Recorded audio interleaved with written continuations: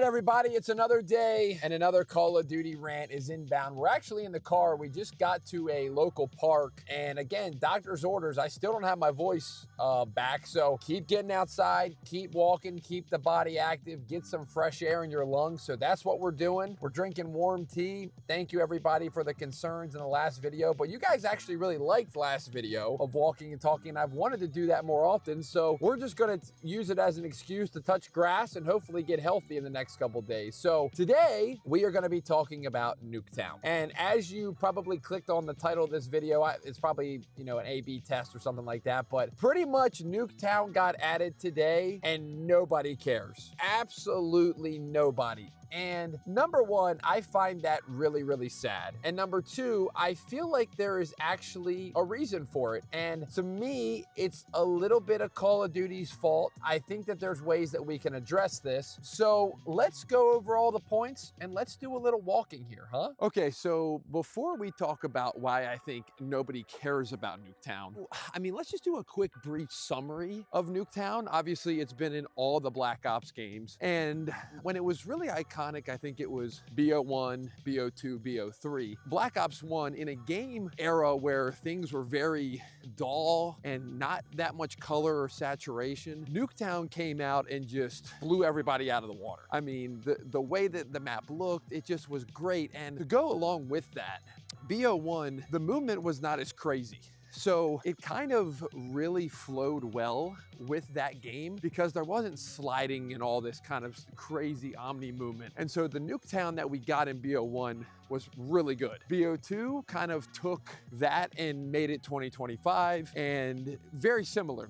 BO1, BO2 movement, nothing crazy different really, fit very well. Now BO3 is where jetpacks got thrown into the mix. And with jetpacks being thrown in the mix, I feel like, in my opinion, made the map a little bit bigger. And then on top of that, they added the wall runnings, the wall running on the left side, and it really fit well. Like, it was a great change of scenery. It was futuristic. They did a really good job of matching the setting and tone and adjusting to the quicker movement in jetpacks. And then I think after BO3 is kind of where we hit a wall, and Nuketown started to get to a point where we're like, okay, we're kind of over this. BO4 introduced probably the worst one, and BO4 was the one in the snow. I think it was in Russia, and BO4's movement was absolutely cracked. So this is where it started to get a little brain rot.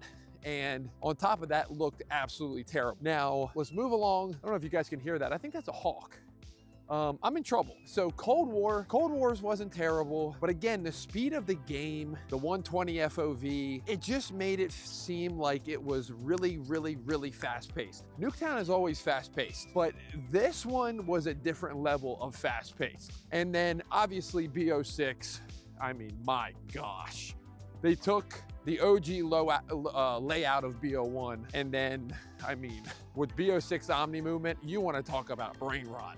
With all that said, we got BO7 today. I was actually in the middle of doing my review. Can you settle down? I was in the middle of doing my BO7 review when the playlist updated, and it's just like the BO2 version, and to me, it plays very similar to BO6, where the map itself is just a little bit, it's just not a big map. And it never was, but when you're adding omni movement and all sorts of stuff, it just makes it, in my opinion, unplayable. To start off, I play a game and I get absolutely destroyed because that's just where all the sweats go, but we're gonna talk about that in a second. So I think, first of all, why does nobody care about Nuketown? Here's the thing.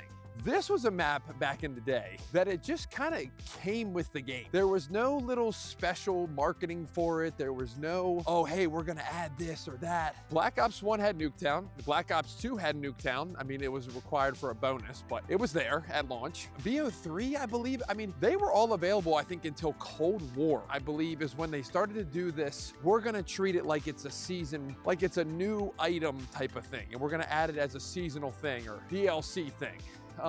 So that is continuing with BO7. And I just think this map needs to be on launch. Black Ops 7 could have easily had Nuketown day one, and they instead held it just for a couple days, just to give people like, hey, we're giving you a new piece of content, and it's Nuketown.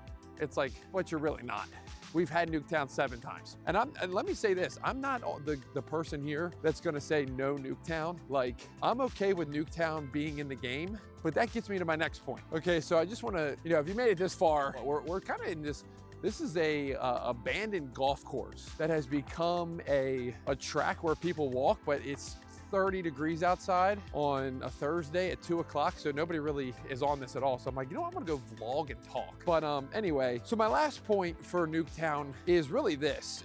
Knowing that it's gonna be a 24/7 playlist, I think it also hurts the game. Not only does it hurt the aura of Nuketown, like I said earlier, I think it just hurts Black Ops 7 in general. Because I can tell you this, what people are gonna do is they are gonna boot into this game, they're gonna boot into Black Ops 7, and they're gonna go to the Nuketown playlist, and they're gonna grind their camos, or they're gonna grind their achievements, or they're gonna grind some sort of thing that they wanna unlock, their guns, whatever. That's fine when it is a 48-hour thing. But when it's always available, people will unlock all this stuff in like a week. I mean, there's certain people that already have the max camo, that's wild. But there's gonna be even more people that get it because of this playlist, and when they unlock it, guess what the next thing they're gonna say is, oh man, like, I have everything unlocked. This game's boring. There's no content. Well, that's kind of on them a little bit for grinding maybe a little bit too much, but it's also on Call of Duty for allowing this playlist to be there all the time. And then people do get stuff done, and then they go play other games. If you don't want other people to play other games, you gotta kind of tease the events. You gotta kind of do some things that are gonna get people staying to your game. And part of that is, I guess, the content itself. And if people don't have any content to grind, they're not gonna keep playing your game. Also, I think I went down the wrong way, so we're gonna turn back. But that's part of the problem. Everybody's gonna go into these playlists, and then it kind of just makes all the other playlists seem to be semi-empty.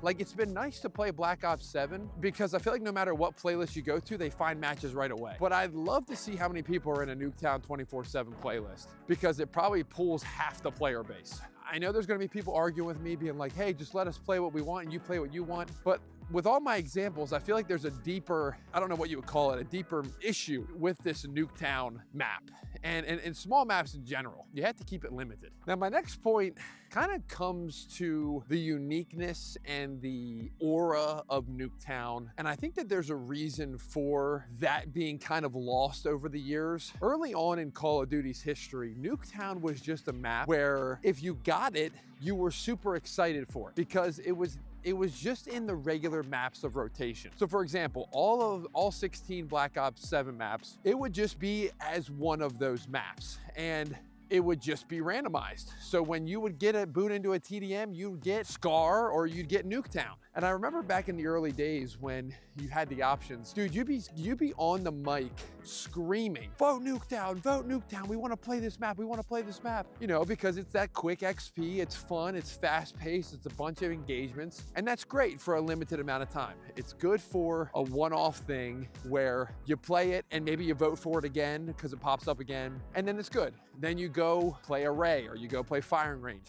The problem with it now is when they throw Nuketown into the ring of maps, they don't just throw it into the full TDM playlist or, all the other modes. They always have a Nuketown 24/7 playlist. And before you yell at me, I don't think that that's a terrible thing. Nuketown 24/7 playlist was something I think that got introduced in BO2, and this kind of gave you the ability to rank your guns up, grind for camos. But again, what they did back in Black Ops 2 was they made it a little bit more limited. So back then it would be pretty much saved for double XP weekend or some sort of random event that would come around and you'd be like, oh, they're dropping Nuketown 24/7 to go with blank. And so it made it special because you would almost clear your schedule for the ability to play Nuketown, to rank up your guns, to do all that stuff with double XP. And you would play it a bunch and you'd play it Saturday, Sunday, and then on Monday morning, that playlist was gone. And in turn, really made it to where when you got Nuketown, it was exciting. And number two, when you got a 24/7 playlist, you were excited. And number three, you would end up, like I said, clearing your schedule so you could play Black Ops 2 at the time. When there's limited time events like that, it kind of puts a little urgency on doing something, playing the game. I think a lot of, you can kind of tie it to how people do like merch drops now. Plug in the merch. It was a plug of the merch, okay?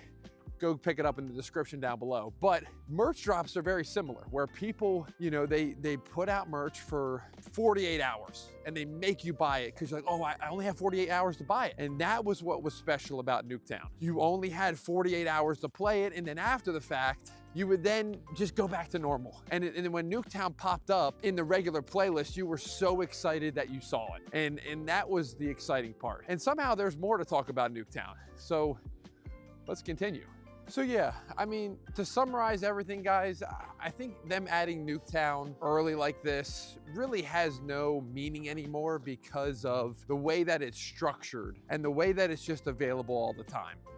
If you brought it back and it was there day one and there wasn't a 24/7 playlist available all the time, and maybe the map is adjusted to the Black Ops 6 and Black Ops 7 movement style, then I think that there would be a little bit more hype for this map.